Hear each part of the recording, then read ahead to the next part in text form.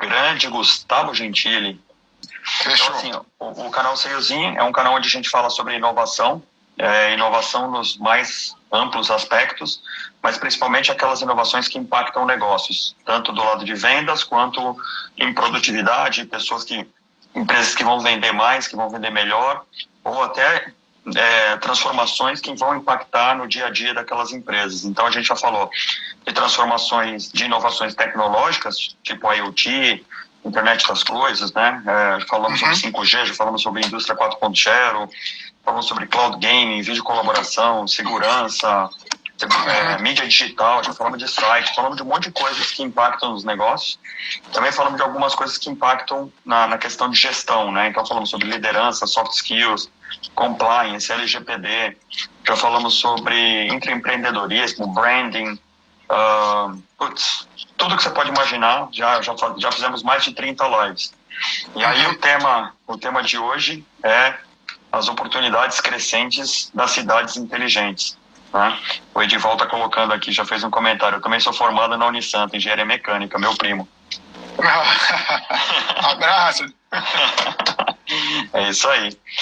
Então, hoje, para falar desse tema fascinante, né, que são as cidades inteligentes, e é fascinante porque eu mesmo, que sou muito ligado com tecnologia, eu não tinha uma visão tão atualizada de cidades inteligentes, até assisti uma das lives aí que o Gustavo participou recentemente e me deu uma nova visão sobre esse tema, então eu achei super legal poder trazer isso para cá, e nada melhor do que trazer um amigo que conhece muito desse tema, né, Gustavo Gentili. Eu vou dar a ficha corrida do Gustavo aqui. A capivara. Porque um ponto comum aqui entre todos os convidados, né, é que, assim, as pessoas que participam, né, os meus convidados aqui da live, em geral, são pessoas que manjam muito do tema. Então, as pessoas estão muito acostumadas a ver aqueles rosto famoso, né? Esse cara aparece na televisão e tal, mas existem muitas pessoas que são muito especialistas e sabem transmitir muito bem o tema, que é o teu caso. Então, falar um pouco sobre a tua carreira aqui. Você é formado em engenharia eletrônica, né? Foi meu bicho lá na Unisanta. Foi teu bicho. Tem especialização em sistemas de telecomunicações, também em projetos de micro e nanosistemas no Instituto Nacional de Ciência Appliquée da Universidade Paul Sabatier, na França. Tem pós-graduação em sistemas e infraestruturas de TI na New College do Canadá. É mestre em sistemas integrados pela Poli na USP. MBA em serviços de telecomunicações na Universidade Federal Fluminense. E você é um executivo com mais de 25 anos de experiência profissional, né, tendo trabalhado em várias empresas, né, tipo IBM, MCI, Waldivio, trabalhou na Embratel, claro, e mais recentemente na Weichai Kaula e na React Advanced, já no Canadá.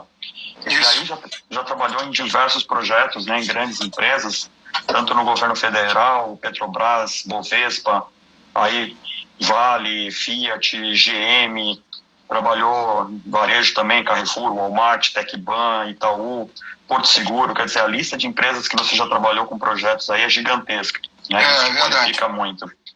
E, como se não fosse pouca coisa, ainda é professor, né? Foi professor de ciência da computação na São Judas e também de microeletrônica e microprocessadores no curso de engenharia da Unisanta, né? Então, provavelmente vai voltar a ser professor assim que a pandemia... Amém. Eu gosto. É uma atividade que eu tenho tremendo prazer, né? Eu também. Um dia eu vou ensinar é muito bacana. Um dia eu vou ser professor. A gente começou ensinando karatê. Tem que falar isso pra turma também, não é? Pois é, cara. Então, essa era a minha última parte da sua apresentação, mas já chegou lá. E daí, no último ano, você tem atuado como consultor independente no segmento de Smart Cities, prestando serviços e consultoria principalmente para empresas públicas e privadas na Baixada Santista e no Rio de Janeiro. E a minha última linha aqui é que você é um karateca dos bons, né? Já estamos um pouquinho enferrujado, né? Mas ainda sai. Pelo menos o Ryan Shodan vai sair direitinho. O meu já nem isso, cara. Eu voltei a fazer karatê algumas vezes e patinei para poder fazer uns kata bem feitos do jeito que eu fazia quando era mais novo. Mas é engraçado, assim, porque quando a gente volta para um dojo e pega um karateca que tá fresco, a gente acompanha de boa, né? Começa saindo, parece que começa a fazer a query no cérebro, né? Começa a puxar os katas e quando vê, nós vamos, né? Bom barato. Exatamente. Mas faltou alguma coisa aí da tua capivara ou tá tudo aí? Não, a minha capivara foi completa, Luiz.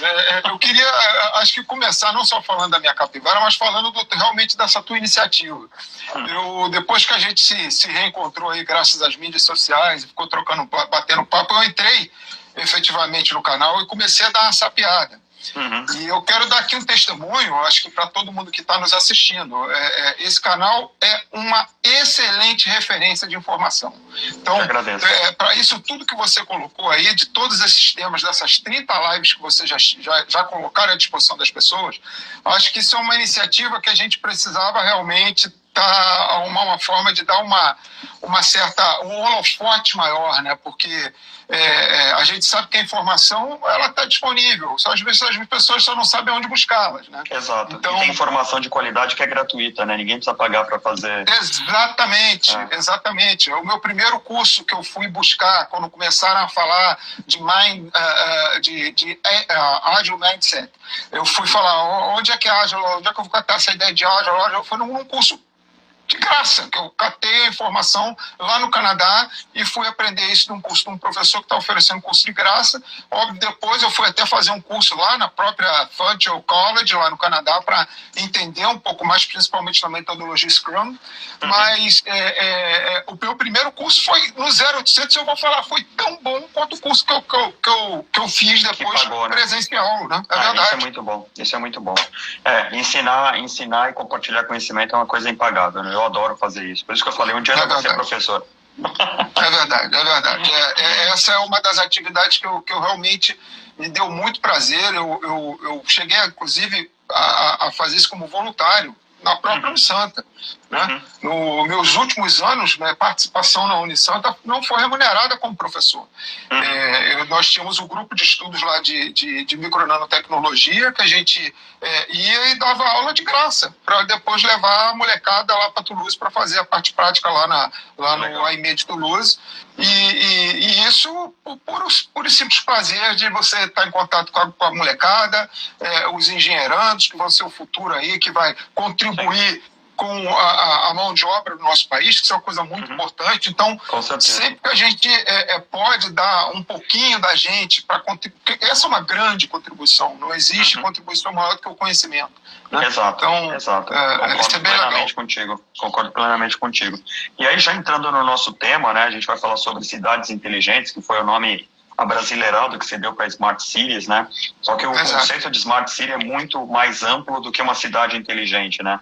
Eu queria que você pudesse contar um pouco para a gente como é que esse termo foi cunhado, se existe um histórico, de repente, para poder ensinar as pessoas que estão entrando, que não conhecem muito bem o tema, da onde surgiu isso? Tá, vamos lá. Primeiro, eu acho que é muito importante a gente conceitualizar o que é efetivamente uma cidade inteligente ou uma Smart City, né?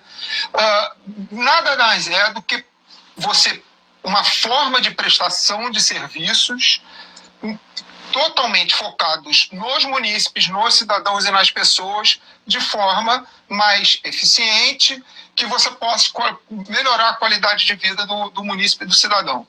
Então, esse é um conceito onde começou a ficar muito inerente a tecnologia com as aplicações que pretendiam melhorar a vida das pessoas. Então, isso é um conceito muito antigo. Está na moda, mas a gente vê ideias já sendo implementadas em cidades como Nova York, como Berlim, como Madrid, Tóquio, Seul, década de 90. Então, isso, na verdade, eu escutei de um gestor lá no Canadá uma definição que, para mim, é a definição mais prática. Smart City é como você fazer as coisas de jeito menos burra. Então, basicamente isso. É smart, né? Exatamente. Então, ele costuma falar, é menos burro, vamos fazer less. Tinha uma palavra meio feia, né, que é jump backs, que eles falavam lá. Então, menos burrice, menos estupidez, né? Sim. Menos desperdício de recurso natural, desperdício de tempo, desperdício e raciocinar em ideias, tá?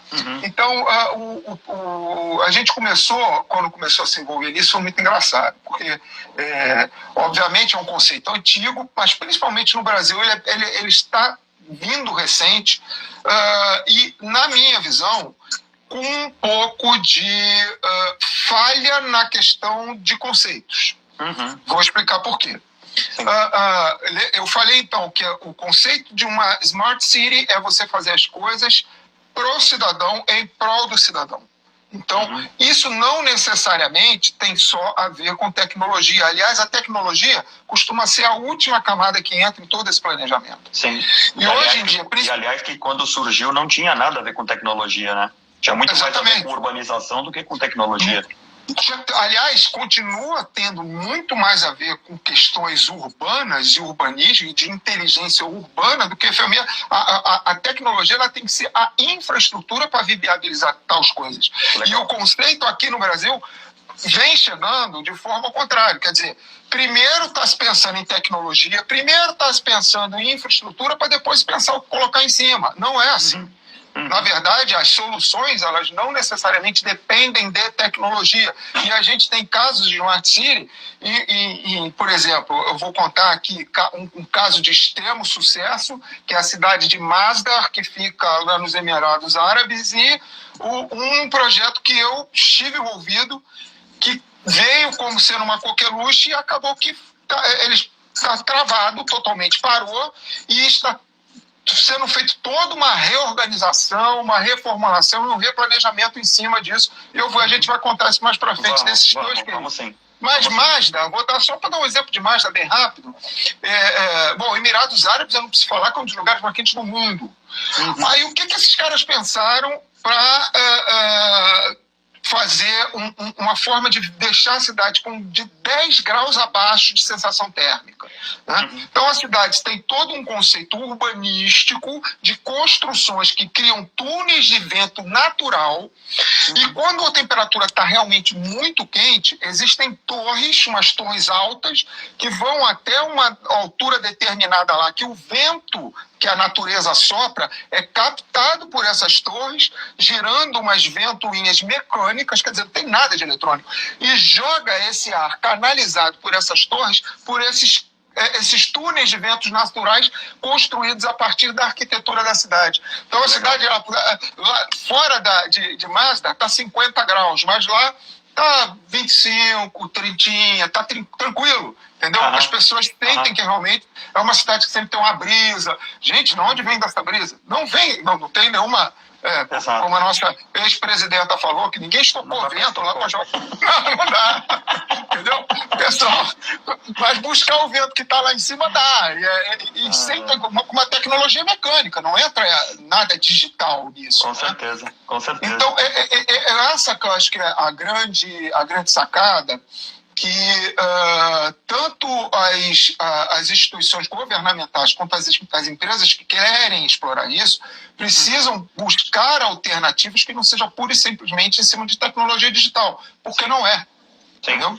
Sim, é exatamente o que você está falando, foi o que o convidado da semana passada falou sobre transformação digital. Existe uma confusão, porque assim, são termos da moda, né? A hora que você começa a ver o termo da moda, a transformação digital é da moda. Aí começam a usar isso para qualquer coisa. Smart City é a mesma coisa, né? Não, porque as cidades são inteligentes, com a chegada do 5G, as cidades vão ficar inteligentes. Na realidade, as cidades, para ficarem inteligentes, precisam de pessoas inteligentes pensando nela, né? Exatamente, com ideias inteligentes. A tecnologia é um enabler, né?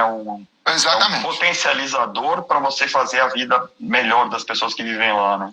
Exatamente. Agora, é óbvio, né? Você aplicando a tecnologia em cima de determinadas estratégias, acima de determinado planejamento, as coisas, obviamente, ficam muito mais fáceis. Claro. Né? Eu vou te dar um exemplo. Como se pensava antigamente em resolver problemas de trânsito? Né? Vamos supor que eu tinha uma pista, né, que dava passar 2 carros numa pista de 2 mãos. Aí o cara pensava, se aqui está indo, aqui está voltando, o que eu vou fazer? Eu vou fazer 4 pistas. Colocava 4 pistas, agora eu tenho 2 para lá e 2 para cá. No começo vai ficar beleza. Mas depois de um tempo, esses espaços que foram esvaziados, eles vão ser preenchidos. Exato. Quer um exemplo? Certamente, se você mora aí por perto, você já passou. Rodoanel. Sim, já entupiu. Se falar mais alguma coisa que aconteceu com o Rodoanel, Já entupiu. eu me lembro quando inaugurou o Rodoanel, era uma maravilha. Agora, Sim. vai passar no Rodoanel, naquele trecho entre a Regis Bittencourt e a Raposo, Bandeirantes, Sim. vai lá naquela... Seja que hora que for, tá um inferno. E então, ainda vai ser assaltado, porque não tem ninguém para fazer a segurança ali. Ainda tem mais essa. Então, assim, qual foi a inteligência desse projeto? Foi uma inteligência passada, quer dizer, as pessoas não pensaram realmente de uma forma menos burra, porque não é simplesmente você abrindo espaço, porque os espaços vão ser ocupados. Exato. Então, não só o espaço, não só a via, como os entornos, né? Quer dizer, você faz uma via passando a quilômetros de distância da Grande São Paulo, você nem acabou a obra, a cidade já cresceu até lá, e aí aquilo que deveria ser uma pista de alta rodagem, você acaba passando como uma via residencial, né? Exatamente. São coisas nesse sentido. Mas por isso é o conceito de você botar planejamento com novas... Então, voltando à questão, então, qual seria a alternativa, Gustavo? Como é que a gente resolveria o problema, então, se não for construindo mais pistas? Caramba, são perguntas do tipo, se realmente você precisa de um carro para você ir para o seu trabalho? Existem outras formas, de repente, tão confortáveis, às vezes mais rápido, mais eficiente para você ir ao seu trabalho? Aí teve muitos estudos, né, que a gente vê que às vezes o trecho crítico do deslocamento, por exemplo, do transporte público, às vezes não é o grande trecho. Então, às vezes é o trecho, por exemplo, eu vou dar um exemplo que eu vivi na pele, né?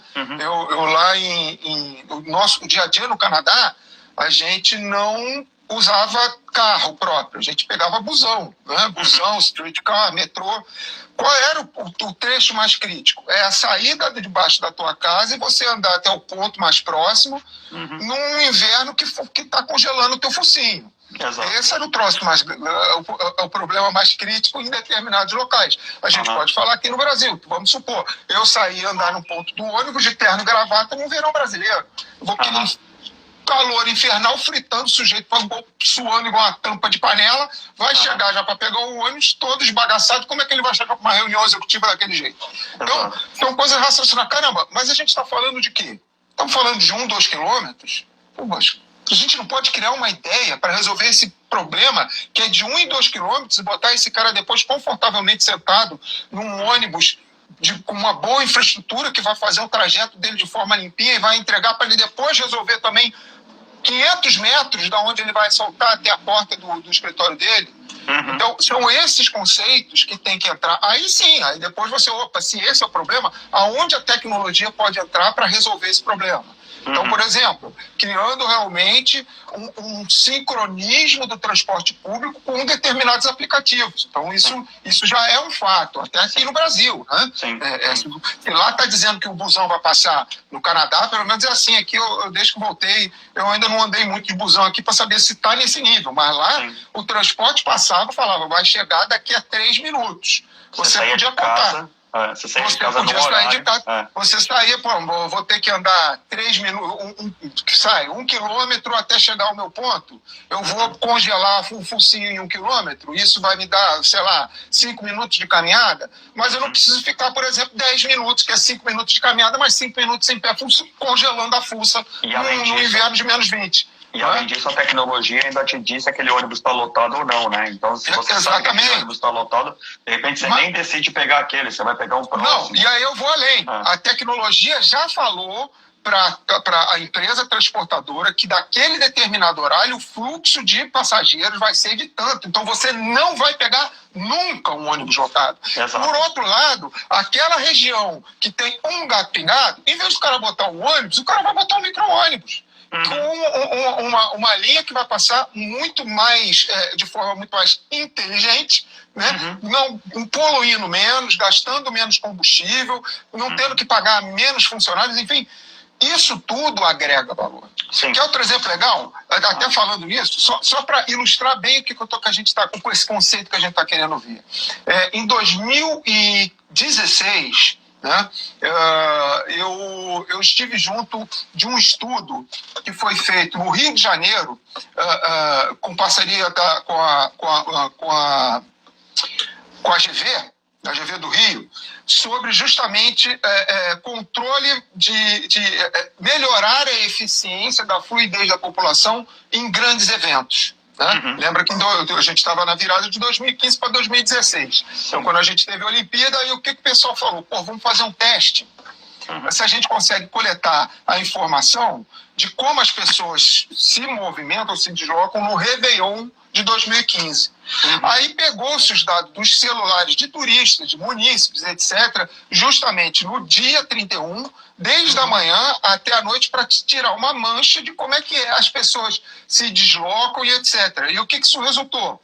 Uhum. O transporte público, ou seja, toda uma task force totalmente diferenciada foi proposta para aquele dia em cima daquela nuvem que em tempo real estava sendo mostrada através, obviamente, de um sistema de Big Data que fazia essa coleta e falava, olha, aquela muvuca tá brava naquele pedaço da Nossa Senhora de Copacabana, passa não sei quantos ônibus para pegar aquela quantidade de pessoas, enfim.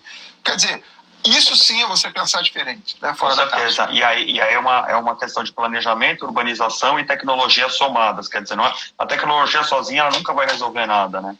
E aí os comentários do John aqui. Primeiro, para te falar, tá, John? Eu vou salvar a live sim, ela fica salva depois. Ela vai ficar no Instagram, então assim que acabar você já consegue assistir ela no IGTV.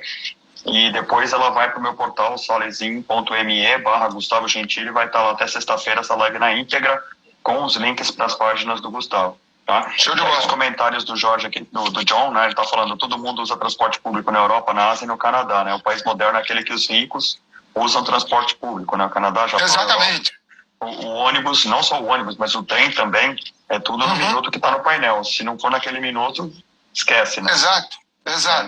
Isso é uma coisa muito curiosa. Você vê de tudo. Você vê desde o cara vestindo um terno Armani, né? Chiquérrimo com a pasta dele, Montblanc, e o Gustavão aqui, de mochilinha, indo para uma internet data center, para o meu college, fazer meu curso, sabe? Sentando junto e dividindo uma poltrona. É bem por aí mesmo.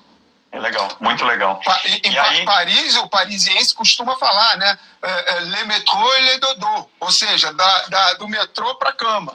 Então, não se tem carro. Já é... porque o trânsito é infernal, né? Quem sai de carro é o cara que já sabe que vai passar nervoso, né? É verdade. E em cidades como cidades velhas da Europa, você nem tem onde estacionar. Aliás, é outro problema de Toronto, aonde Smart City, o projeto que a gente trabalhou, funcionava dessa forma. Você tinha sensores que falavam assim, aonde eu vou parar meu carro? Antes de você chegar naquela vaga, você tem um determinado distância, que você estando próximo de uma vaga disponível, você pode inclusive já reservar a vaga para você. Ela não vai aparecer se tiver outro carro chegando depois, e você para lá, obviamente, e vai pagar, só que já está cadastrado o seu cartão de crédito, no seu app, tudo numa boa. Legal. Se um malandro pega e para lá e não está cadastrado, parou de forma errada, ele não tem um segundo, quer dizer, você não precisa ficar com nenhuma infraestrutura de reboque para tirar um malandro desse, porque automaticamente o sistema vai falar, olha, parou um carro lá, o cara não é registrado no sistema de garagem deles, etc, tá ilegal, pode guinchar. O carro do cara vai direto pro pátio. Legal. Entendeu? E aí, então, aí o cara aprende na dor. É isso aí.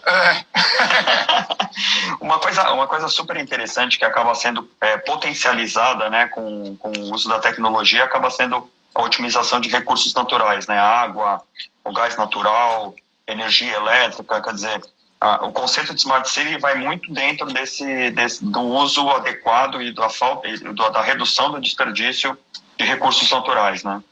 Exatamente. Então, como eu falei, a tecnologia é a última camada, Luiz. Então, quando você pensa em um conceito completo de Smart City, ele começa realmente da infraestrutura. Então, a primeira parte que se pensa é o que você vai incluir de infraestrutura nesse balaio de gato aí, né? Então, a primeira etapa, principalmente o conceito canadense de Smart City, é muito assim. A primeira etapa é infra. Então, vou dar um exemplo. né?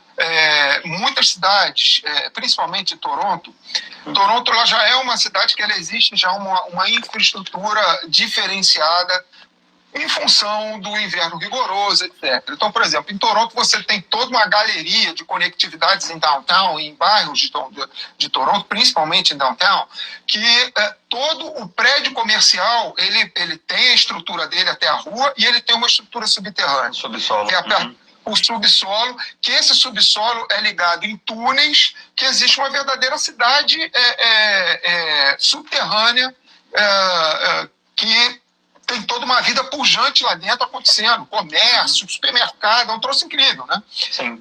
Todas conectadas às estações de metrô, e dessas estações de metrô que vão supostamente chegar em estações que você vai poder pegar conexão para outro tipo de transporte, por exemplo, o streetcar, que é um VLT, né? Idêntico ao VLT que há em Santos, né? Que tem no Rio, mas o do Rio é muito... O do Rio, bicho, é um troço inconcebível de pensar de como ele foi... O contrário do smart, é completamente stupid, né? Stupid city, mas isso é outro tema. Mas esse conceito primário de infraestrutura tem que estar no conceito de smart city. Então, eu vou te dar um exemplo. Lixo. Como é que é o conceito do lixo? O lixo ele está, inclusive, abaixo dessas galerias onde as pessoas têm a vida pujante, tem a vida da infraestrutura. Lixo, energia, comunicação, tudo em galerias subterrâneas. Então, existe hoje já servo-mecanismos que você joga o lixo vai cair e tem um servo-mecanismo que ele vai levar esse lixo para uma estação de tratamento. Legal. Muito provavelmente essa estação de tratamento, além de ser estação de reciclagem, ela já tem todo um conceito de geração de energia através do lixo. Existe um conceito chamado pirólise, não sei se você já ouviu falar, de obtenção de energia através de pirólise, que é a queima do lixo, mas não é uma queima tradicional. É uma queima com um alto poder de pulverização de qualquer matéria, pode ser orgânica, inorgânica, metálica, enfim, por se tratar de temperaturas extremamente elevadas. Então, você pode falar, caramba, Gustavo, mas você conseguiu esse nível de temperatura, de repente vai ser gasto energético muito grande para você ter essa energia calorífera. Mas o detalhe é que o troço ele é realimentado. Você pode ter uma vez... Exatamente. Uma vez você tem que... como tudo na vida, bicho. Você tem que fazer aquele investimento, né, para vir. Não adianta você pegar a galinha, matar a bicha, comer uma coxinha, porque ela não vai te dar ovo nenhum. É essa a ideia.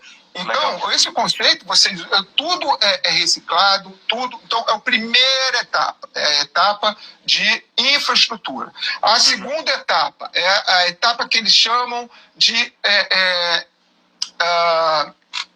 o termo em português seria de ocupação pessoal, ocupação das pessoas, das áreas. Então, como as pessoas vão conseguir ocupar essas áreas de forma mantendo a sustentabilidade, adicionando geração de energia pela ocupação, uma coisa extremamente inteligente, quer dizer, onde os próprios transeuntes andando num determinado tipo de passadiço gera uma determinada frequência, que essa determinada frequência usa a cinética dos transeuntes para gerar energia. Entendeu? Então, e isso tudo ajuda em iluminação inteligente, que você vai, obviamente, dar foco onde precisa e evitar desperdício onde você não precisa. Né? Então, depois da parte de ocupação, vem a predial. Aí eles pensam no seguinte, beleza, então como é que agora vai ser toda a construção feita em cima desse espaço para que eu possa aproveitar melhor a luz, aproveitar as correntes de ar, né? Como é que eu dou todo um planejamento da minha cidade para que eu não possa, por exemplo, colocar uma barreira como a gente tem em Santos. Em Santos a gente tem uma muralha de toda a brisa que vem do mar, bate naqueles prédios que é tudo torto lá em Santos, não é? Sim. Então, existe todo um pensamento, como é que eu faço para captar, diferente da nossa presidenta, sem estoque, mas fazendo de forma que você consiga utilizar toda essa bênção natural, né, que a gente já tem. Né? Então, Sim, por aí. Com certeza. Terminou tudo isso, Luiz? Terminou tudo isso? Aí vem a última etapa, que é a tecnologia. É o emprego da tecnologia digital. Exatamente. Exato. Um comentário que o Nelson fez aqui, aliás, um abraço para o Nelson, que ficou internado aí com Covid, saiu do hospital anteontem, Ô, Nelson, graças a Deus, hein? Graças a Deus, graças tá de a Deus, volta, que bom. e graças a Deus já está assistindo Deus a live, abençoe. cara. Legal, Nelson, um abraço. Ele está falando, no Nordeste já existe projeto de geração de gás através de compostagem para suprir a falta de GLP. E isso realmente é um negócio fantástico, né? Não, esse é outro assunto totalmente pertinente. E a gente está vendo isso no Brasil, né? A gente não pode botar a responsabilidade na mão de São Pedro. Isso aí é pedir para dar uma desgraça. E a gente tem visto isso. Né? Nós estamos vivendo momentos de seca. Então, cada vez a gente tem que tirar essa responsabilidade dos homens de São Pedro. E a gente tem como mudar a nossa matriz energética. O problema é realmente isso que eu falei. Tem que ter vontade política do governo, vontade de toda a sociedade em estar discutindo isso e estar levando soluções. Né? Então, isso é muito importante. É isso aí. A Valins, que eu não sei se não dá para ver pela foto aqui, mas ela está falando uma aula de tecnologia, geografia, mobilidade, sustentabilidade, por aí vai. Uau. Tá gostando da sua aula. Mas vamos lá. Vamos continuar aqui. Bom. E aí, quando a gente, obviamente, eu acho que isso já ficou claro para quem está assistindo, né? A gente não pode falar de Smart City sem pensar na urbanização, no urbanismo, mas hoje em dia o tema acabou virando moda por causa que a tecnologia ela evoluiu numa velocidade tão grande, né?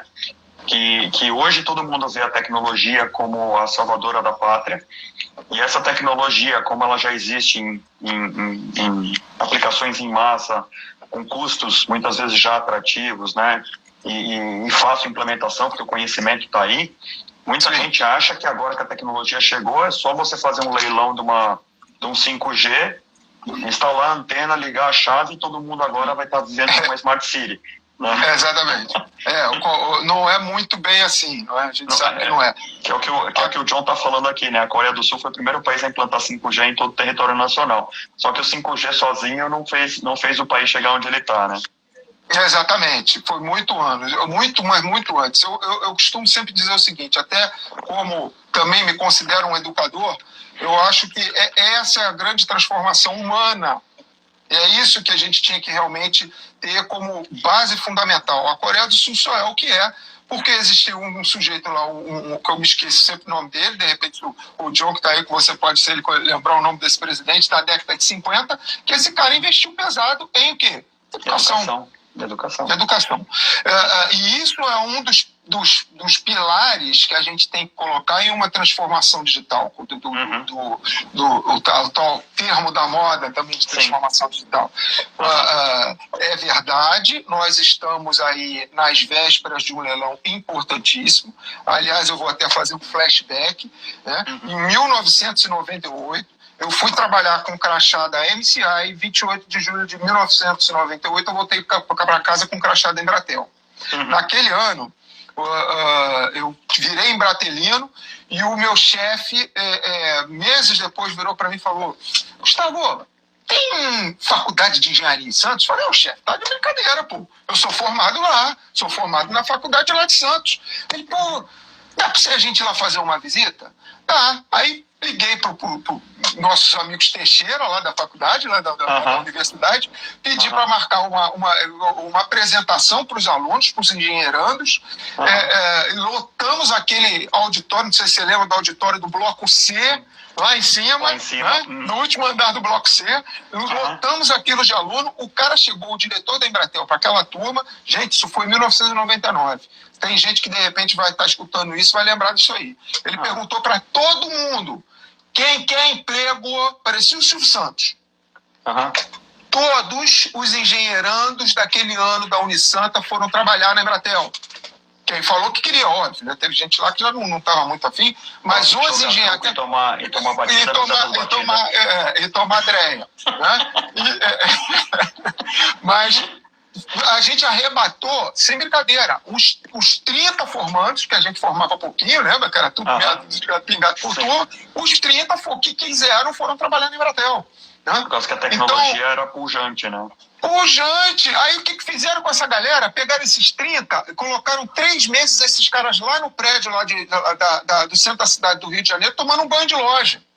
aprendendo a lidar com as... Então, parte foi ser consultor técnico, parte foi operar no MUX, parte foi operar os nós IPs, e parte foi ser vendedor, foi para a área comercial, área de consultoria.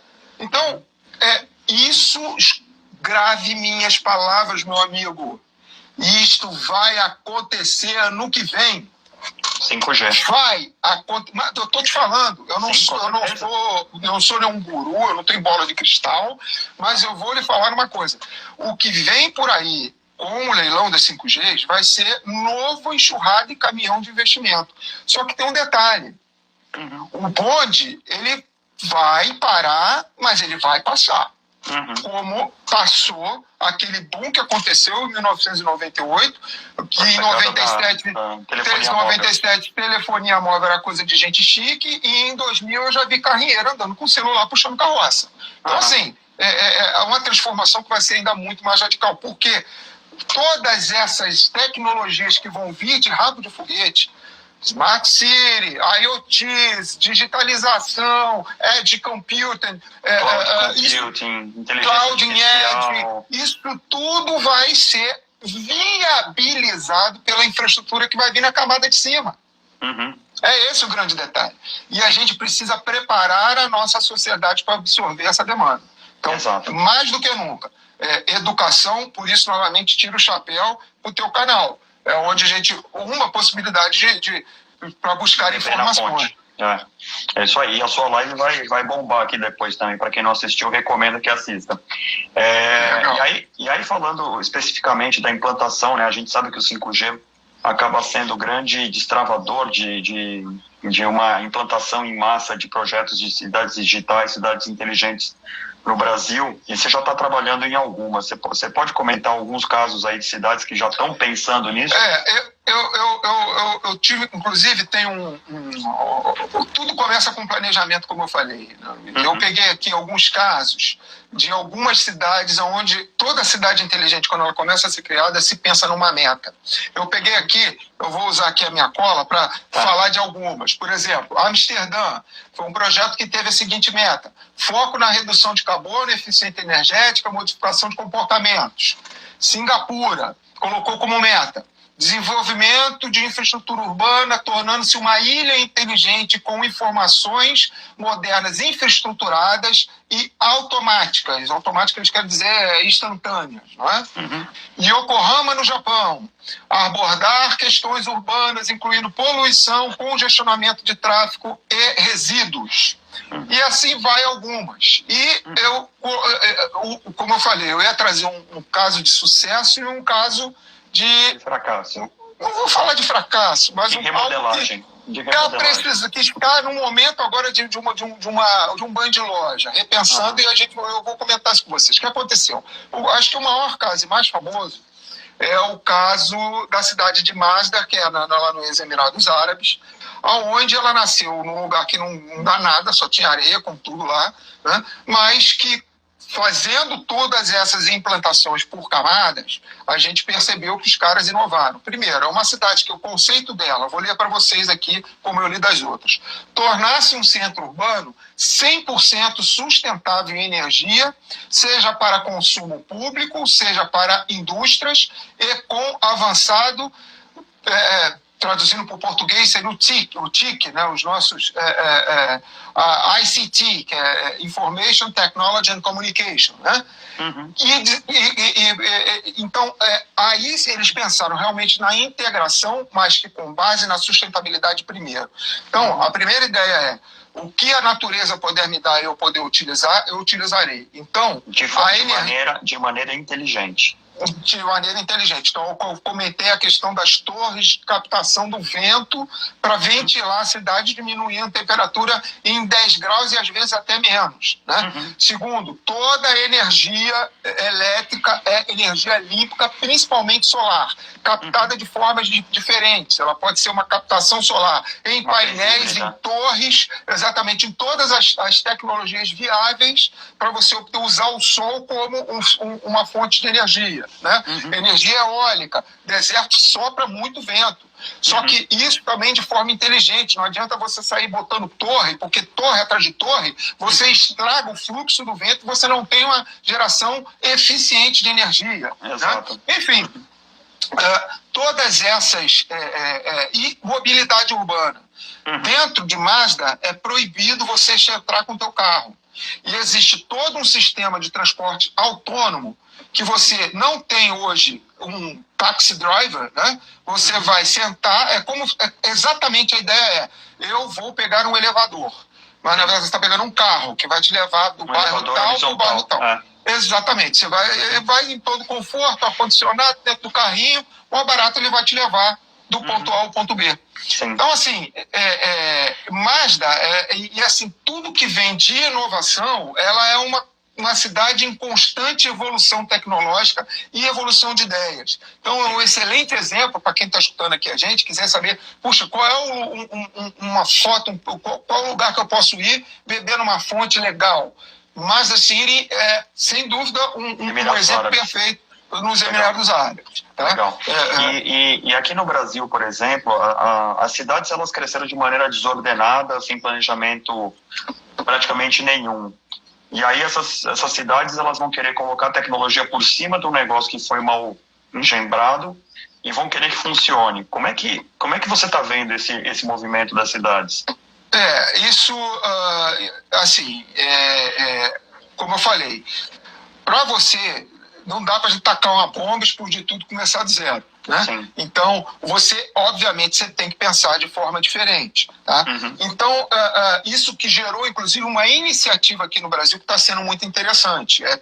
São estudos que vêm realmente já, pelo menos de uns 5 a 6 anos atrás, já tem estudos sérios de como você implementar essas camadas inteligentes em cima da cidade, e obviamente que com a chegada das tecnologias isso vai ser muito mais explorado. Tá?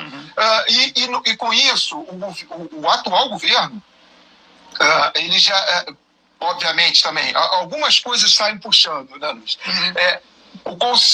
A proximidade do 5G levou a gente começar a estar discutindo leis que fosse viável a gente implementar essa nova infraestrutura de telecomunicação. Legal. Vou dar um exemplo. Não adianta nada você ter uma lei no município que fala o seguinte: para eu ter uma torre, eu tenho que estar a tantos metros de distância de um hospital, de uma escola, eu tenho que estar a torre tem que estar sendo pintada com a cor verde, escarlate, musga, verdes, entendeu? E aí quando você vai se enquadrar em todas essas mãos do Estado tentando tomar conta de tudo, dizer como é que as coisas têm feito, você vai perceber que você vai só poder botar uma torre a 3 quilômetros de distância dos usuários, que não vai adiantar para nada inviabilizar o projeto. Entendeu? Então, a primeira coisa é tentar ser racional. Como é que eu racionalizo as minhas leis para que essa infraestrutura pudesse chegar? Então, isso está começando a ser muito discutido.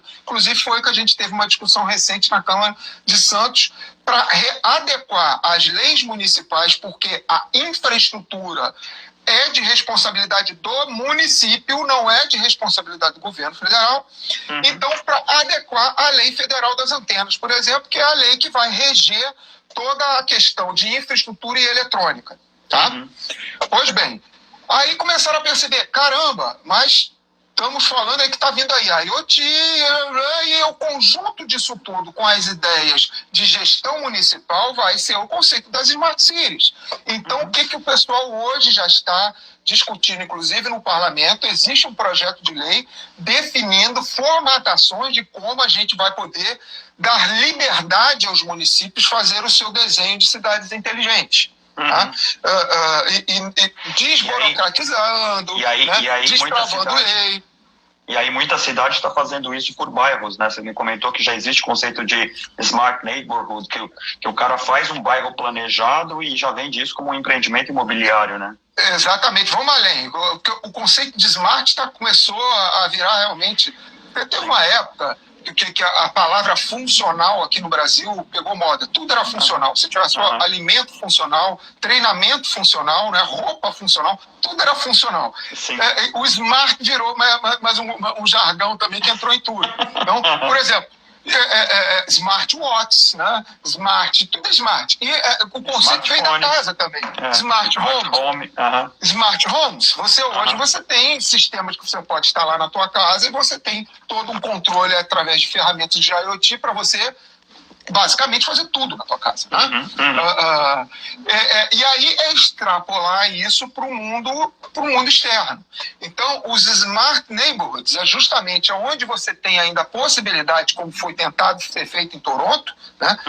Toronto, o caso que eu ia contar lá de Toronto foi mais ou menos isso.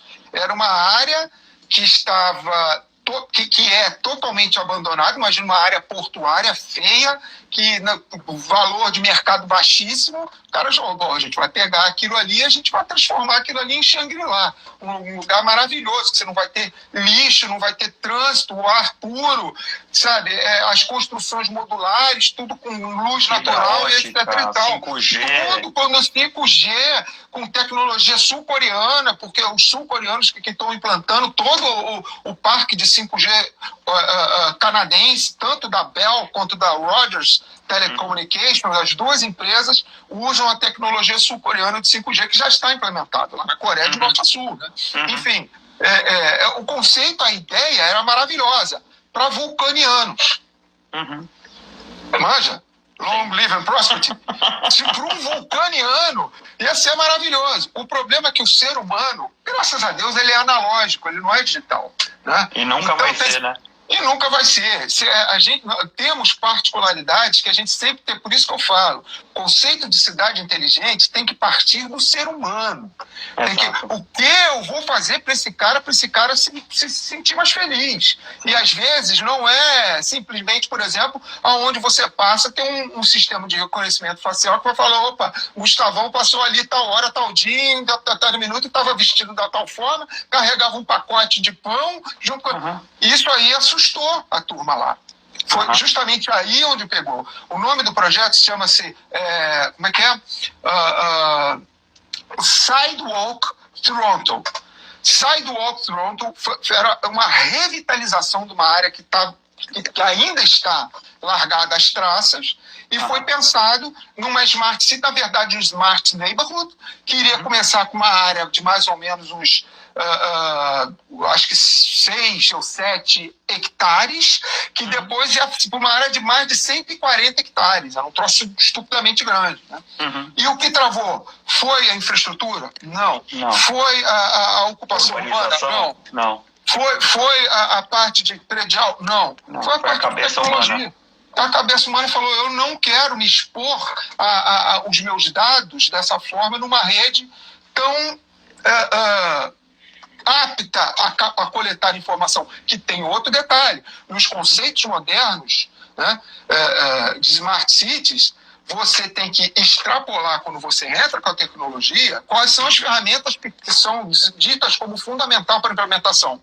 Big Data, né? Então, se você não tem uma massiva coleta de informação para que você não consegue tomar decisões. Não consegue tomar decisão. Segundo, às vezes você não consegue tomar decisão porque o ser humano tem limitações. Entra outro conceito, inteligência artificial. Então tem muita coisa ali que efetivamente eu não vou precisar contar para o sujeito que tem um ônibus que vai montar a frota para buscar as pessoas no Réveillon do Rio de Janeiro, que se Deus quiser a gente vai voltar a ter, sem máscara, todo mundo se abraçando e se beijando, um dia isso volta. Nós não necessariamente vai ter uma pessoa de engenharia de tráfego fazendo esse trajeto. O próprio inteligência artificial do sistema vai saber que ali eu tenho que mandar tantos carros em tantas horas, por minuto, né? E todos os carros autônomos, que daí não vai depender do humor do motorista. Do motorista, não vai falar para aqui hoje, que eu quero descer. Hoje o motorista para fora do ponto, o motorista decide passar do ponto se ele acha que o ônibus dele está lotado. Exatamente. Vai abrir a porta ou se não vai abrir a porta para o ônibus lotado se é uma gatinha. Tem todos esses detalhes. Entendeu? Exato. Então, aí você começa a entender que a Smart City ela não depende, aliás, ela depende cada vez menos da vontade humana, mas a implantação e o bom uso dela depende da vontade humana. Então você entra num conflito gigantesco de. Foi esse o grande entrave que aconteceu em Toronto, quando eles começaram a colocar o projeto para uma consulta pública. Os munícipes chegaram e falaram: não vamos querer assim, desse jeito a gente não quer. Exato. Entendeu? Exato. Agora, só que é inevitável, né? Quando a gente fala de Big Data, né, para você tomar decisões inteligentes, você precisa coletar muito dado, e esses dados eles precisam ser processados com muita velocidade. Aí você tem edge computing para poder processar isso muito rápido, você tem o 5G para poder trazer essa informação muito rápida, você tem machine learning para poder entender os processos e transformar aquilo em coisas automatizadas. Cybersecurity para justamente... Cybersecurity, você tem um monte de camadas aí de segurança que você tem que implantar, só que se o cidadão não estiver disposto a ele colaborar as informações dele para que isso volte em benefício dele, isso nunca vai acontecer. Perfeito. E uma coisa interessante que a gente entra nesse estudo de Smart City será que realmente isso é uma tendência... E a gente está dizendo, não é só uma tendência, ela vai chegar a um ponto onde isso vai ser uma tremenda necessidade, a gente pensar a cidade de forma diferente. Por quê? Hoje em dia, a população mundial, né, já temos 2/3 da população mundial vivendo em cidades. E o mais engraçado é o seguinte: se você pegar toda a população mundial em termos de ocupação do planeta, a gente acha que somos muito. Mas nós, fisicamente, se a gente muvucar todo mundo num canto, todo mundo com 1 metro quadrado de distância, a gente não vai pegar nem um continente inteiro. Então tem muito espaço que sobra, só que não adianta. 2/3 estão vivendo e estão dizendo que a tendência até 2050 é ter um crescimento de 60% das cidades. Porra, 2050 é ali, gente. Exato. Não, não é nenhuma geração, praticamente. Nenhuma geração. Então, como é que a gente vai conseguir colocar tanta gente consumindo todos os recursos necessários para você viver com qualidade, se você não pensar de forma fora da caixa, como aqui esse exemplo mais básico da estrada. Não é? Como é que eu vou fazer isso? Não tem como, tem que ser dessa forma. E aí vem a questão também, eu participei da CES, né, a Consumer Electronic Show, de 2 anos atrás, que foi a última, que foi presencial, e se falava muito sobre a tendência das megacidades, né?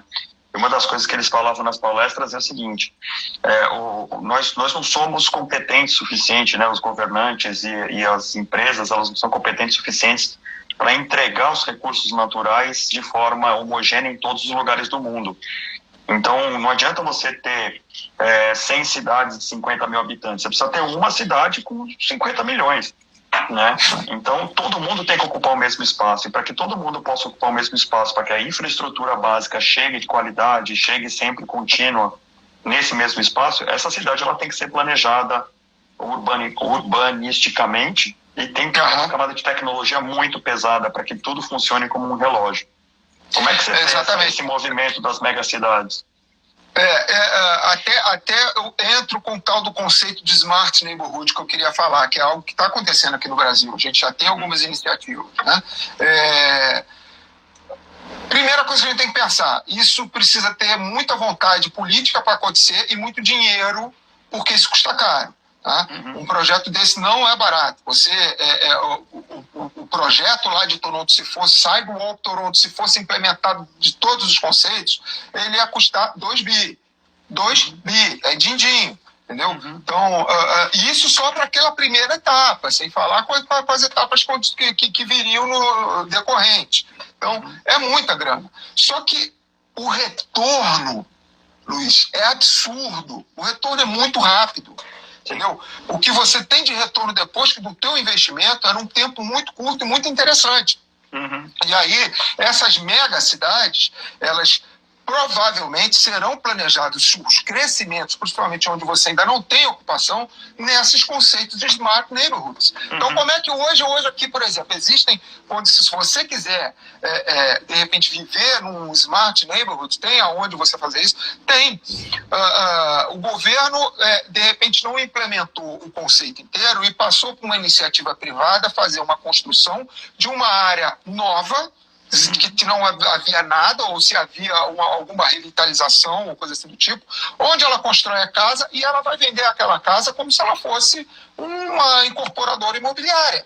Aliás, ela é também uma incorporadora imobiliária. Ela vai te fazer as vias que uma Biara, que uma construtora uma MP da vida, da vida faz para vender um apartamento. Ela vai te vender uma casa. Só que você, na hora que você vai ver, ela está te vendendo uma ideia. Você vai ter aquela casa já está toda preparada dentro desses conceitos em camadas que eu te falei, inteligentes, parte de urbanização, toda a parte de infraestrutura de utilities e facilities pensada de forma integrada e de forma sustentável. Né? Você não vai, por exemplo, precisar ligar um pipe de irrigação da tua grama se naquele dia choveu. A cidade ela é inteligente de perceber, olha, choveu, vou jogar água, vou gastar água para quê? Né? Aliás, a água que eu peguei parte dela, que caiu dessa chuva, e armazenei para um uso para esse sentido. Né? Então, todo esse conceito que a gente falou, elas estão integradas em empreendimentos privados, onde o sujeito pode morar e usufruir de todas essas inovações, vamos chamar assim, que já vão estar incorporadas no empreendimento. E aí, de repente, é um pulo para que aí sim a iniciativa pública saia dando continuidade em cima desses conceitos. Então, isso já é realidade, existe alguns, tem se o pessoal quiser procurar na internet, chama Smart City Laguna, que é de uma empresa italiana que está montando aqui investimentos semelhantes a esse, e já está implementando alguns aí, parece que lá no Nordeste. Legal. A gente está chegando nos nossos minutos finais aqui, porque o papo, quando é bom, passa rápido, né, cara? Pô, mas rápido. E aí, assim, falando sobre futuro, né, a gente vê muito que o conceito de Smart City vai crescer muito quando o 5G estiver implantado. Como é que isso vai impactar, principalmente negócios, né? Nós temos pequenas e médias empresas que sustentam o Brasil, são o motor da economia brasileira. Como é que você enxerga hoje a implantação do 5G como um potencializador de novos negócios, e não necessariamente os negócios existentes, mas empresas que hoje estão operando em outras áreas e que com a entrada do 5G, com a implantação de cidades inteligentes, ela pode crescer, ampliar as atuações dela para outros segmentos? Isso é por isso que eu falo, invistam, empresas, pessoas físicas, invistam na educação agora, porque o bonde está passando. Eu estou avisando. Ano que vem já vai ter um grande boom. É claro que isso não é mágica, estalou o dedo, mas, gente, estamos falando de período de 2 anos, 4 anos, a vida vai ser totalmente diferente. Pô, a gente que já tem os nossos cabelinhos aqui, né? A gente sabe como é que nós fomos na nossa infância, e hoje em dia, se você não tem um smartphone na mão, um celular, você às vezes é um pária da sociedade, você não vai conseguir sequer pegar um auxílio emergencial que o Bolsonaro está dando. Se o pobre do pé rapado não tem um telefone, ele não consegue pegar o auxílio. Então, assim, amanhã eu vejo que tudo na vida vai estar conectado. Tudo. Quando eu falo tudo, desde a roupa que a gente usa, o sapato, o nosso relógio, eles vão ter dispositivos que vão ser capazes de conectar nessa nova infraestrutura. E é uma infraestrutura que irá nos cercar de forma como nunca aconteceu. O 5G, ele tem 3 camadas, vamos conversar assim, diferentes de prestação de serviço. Uma camada para quando você está perto de uma anteninha que vai te possibilitar altíssima velocidade de tráfego. Se de repente, por algum motivo, choveu aquele sinal que é muito sensível a barreiras físicas for parar de ser transmitido para o teu aparelho, ou até para a tua blusa ou para o teu relógio, vai existir uma intermediária, um nível intermediário que vai captar o teu sinal e você vai estar com uma velocidade um pouco mais baixa, mas mesmo assim ainda com uma boa cobertura. E no momento que você, de repente, sai e vai para o interior, você vai criar camadas que vão conseguir romper distâncias bem maiores, vão te dar menos velocidade, mas mesmo assim ainda vão te dar um nível bem legal de conectividade. Gente, vamos precisar, primeiro, de construir isso tudo, isso não existe. Então, quando eu falo construir, é realmente pegar do zero, tijolinho por tijolinho e montar. Isso só vai acontecer realmente com mão de obra qualificada. E no momento que você tem uma equipe de campo fazendo a instalação, você vai precisar de uma padaria que tem um cafezinho, um pãozinho quentinho, para na hora que esse cara bater uma fome, ele poder descer lá do poste e lá tomar um cafezinho. Exato. Então, tudo vai estar girando em torno de um mega investimento que vai acontecer em infraestrutura, né? Em tudo. Então, você já imaginou, Luiz, que todos os celulares que hoje nós temos passarão em pouco tempo indo por lixo, coisa que já vai, né? De quanto tempo as pessoas... A média de 2 anos você está trocando o teu aparelho. Então, isso tudo vão ter aparelhos novos, porque esse aparelho que a gente está falando agora, ele não vai conseguir falar com essa infraestrutura. Sim. Então, olha só o quanto vai movimentar a economia, a nossa economia mesmo do Brasil, contratar mexendo no mundo, né? Ver exemplos como que está acontecendo na Coreia do Sul. Na Coreia do Sul é absurdo, não tem... tem cidadão que tem até 2 aparelhos, ninguém trafega em outra infraestrutura. Está todo mundo já falando lá em 5G. Os Estados Unidos agora também, de norte a sul, leste a oeste, já tem infraestrutura implementada. O pessoal está começando a fazer justamente a troca dos aparelhos lá. Então, isso é algo que vai acontecer. E as empresas estejam preparadas, estudem e se adiantem ao que está por vir. Porque eu costumo falar, é o inexorável, gente. Por mais que você ache que eu não quero voltar para os anos 80 e usar ombreira. Né? Exato. Pochete. Sabe? E aí assim, para encerrar nessa discussão, cara, que foi fantástica, muita gente, quando você falou, né, dessa situação do Canadá, que as pessoas falaram, não, eu não quero, né, e o projeto andou para trás, o Canadá já está há muitos anos à frente, o fato deles andarem um pouco para trás não vai fazer muita diferença. Mas no nosso caso, se a gente perder esse bonde, não significa a gente ficar alguns anos atrás, né? A gente vai ficar quase na idade da pedra, enquanto outros países vão estar já vivendo no futuro. Quer dizer, não é uma questão de se devemos ir na direção do Smart City, mas é quando devemos ir para isso, né? E como, exatamente. É isso que acho que a sociedade tinha que tomar como um todo, empresas, cidadãos, sabe, governo, estaduais, municipais, esfera jurídica, para que a gente tenha leis que possa também não nos colocarmos, como era o medo do pessoal de Toronto, numa exposição grande demais da nossa privacidade, enfim. Isso tudo tem que começar a ser discutido ontem. Legal. Para que a gente possa realmente tirar o melhor disso tudo, cara. É o que eu sempre ando escutando. É uma pergunta bem legal. Quando foi que Noé construiu a arca? Foi antes do dilúvio. Exato. É isso que interessa. Exato. Se foi a 10 milhões, 5 milhões, se não foi. Ele construiu antes do dilúvio, malandro. E o dilúvio está vindo aí. Então, bora construir nossa arca. É isso aí. Show de bola. Obrigado, Gustavo, pela aula. Foi fantástico. Espero que o pessoal tenha gostado. Vários elogios aqui. Né? Obrigado. Aula, 2 feras, compartilhando conhecimento. Parabéns pela live. Bom demais. Fantástico. Boa, foi fantástico mesmo, cara. Adorei. Foi um papo magnífico. Gustavo, valeu, cara. Mais uma vez, obrigado. Um abraço, gente. Boa noite, gente. Tchau, tchau.